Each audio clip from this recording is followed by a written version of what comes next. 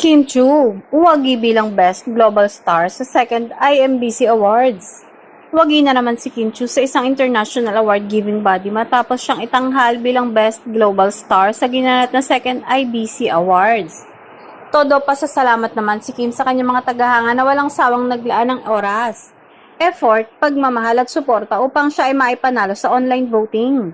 Isinagawa ang voting para sa IMBC Awards sa pamamagitan ng Idol Champ app na nagtapos noong August 9, 2026.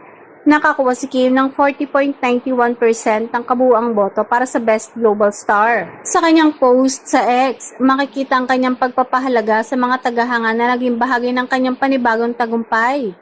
Hindi rin nagpahuli ang kanyang on-screen partner ni si Paolo matapos siyang manalo bilang Outstanding Asian Star, kung saan nakakuha siya ng 43.63% ng boto. Dahil dito, muling pinatunayan ng Kim Pao fans ang kanilang lakas pagdating sa online voting.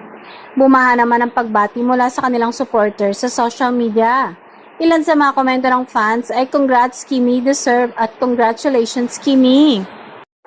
May isa rin na nagsabing "Congratulations Kim, deserve mo this recognition".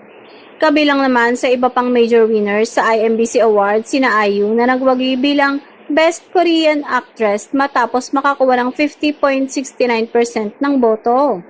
Ayon sa impormasyon tungkol sa awards, i-deliver ang official physical trophy sa mga nanalo habang ipopost naman ang interview video clips ng mga awardees sa official channels ng IMBC.